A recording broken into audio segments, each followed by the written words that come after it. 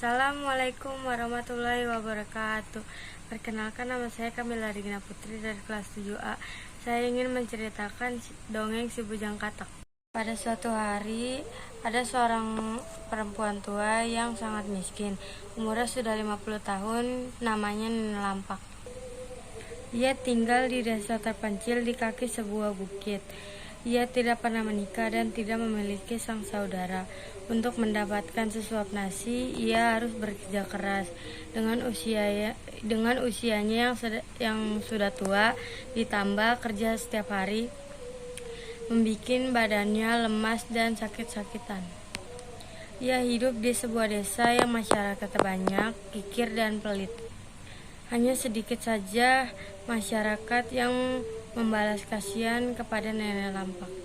Jika musim hujan tiba, warga masyarakat pergi ke ladang.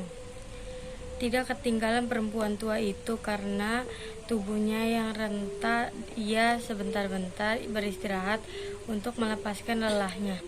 Dalam kesendiriannya, ia teringat dua tetangga terdekatnya. Yang satu seorang janda beranak 3 namanya Jailo. Usianya jauh lebih muda dari Nenek Lampak. Yang satunya lagi seorang duda yang agak muda sedikit. Namanya Pak Gunawan. Jailo ini perempuan yang iri dengki. Meskipun hidup tak terkurangan, tapi ia selalu punya rasa iri dan dengki. Sesungguhnya Jailo itu menaruh hati dan ingin kawin oleh Pak Gunawan. Tapi Pak Gunawan lebih suka hidup sendiri, apalagi ia tahu perangai Jailo yang tidak baik. Maka biarpun ia tahu bahwa Jailo menaruh hati padanya, ia tidak mau mengimbangi sedikit pun juga. Setahun lalu Pak Gunawan sakit keras yang berujung pada kematiannya. Sejak sakit keras itu hingga kematian, Pak Gunawan hanya Nenek Lampak yang mau nolong dan merawat. Si Jailo sama sekali tidak mau. Maka Pak Gunawan meninggal. Semua tetangga sepakat untuk memberikan harta peninggalan Pak Gunawan yang tak seberapa itu kepada Nenek Lampak. Hanya si Jailo seorang yang tidak setuju.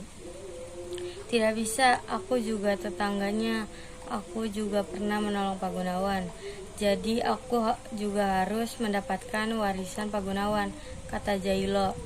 Nenek Lampak ini seorang yang baik hati. Ia membagi harta Pak Gunawan dengan Jailo. Bahkan rumah Pak Gunawan diserahkan ke Jailo dari Nenek Lampak.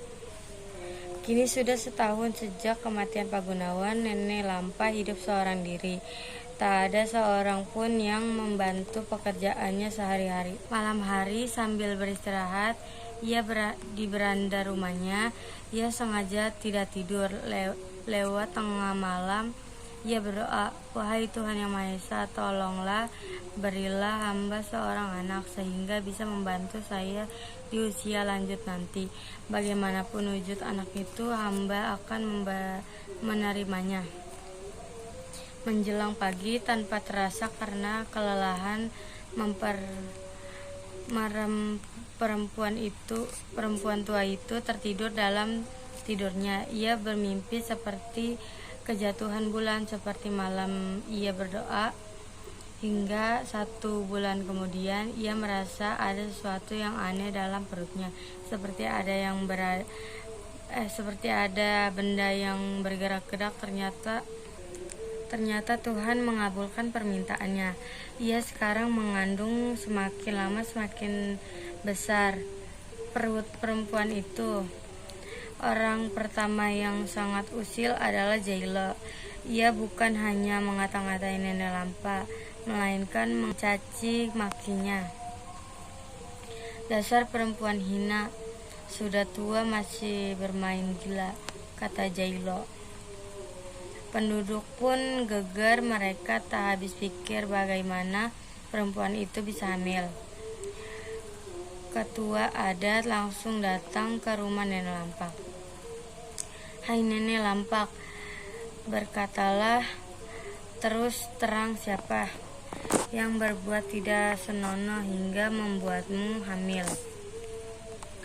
Maafkan saya sudah tua. Tidak ada seorang lelaki pun yang menjama saya. Sebulan yang lalu saya berdoa agar dikasih karunia anak. Kiranya Tuhan mengenggar doa saya.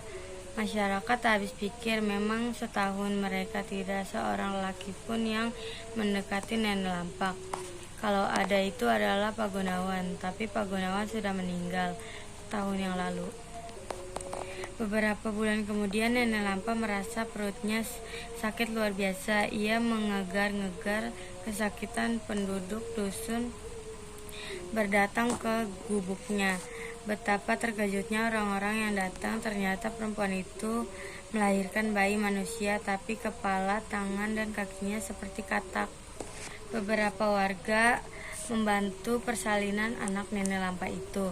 Hanya Jailo yang terus mengomel dan mengata-ngatainya. Dasar perempuan tua, tak tahu diuntung. Dia pastikan telah berhubungan gelap dengan bangsa siluman sehingga melahirkan anak seperti katak, kata Jailo. Tapi Nenek Lampa tidak kecewa. Ia bahkan merasa senang karena keinginannya mempunyai anak telah terpenuhi.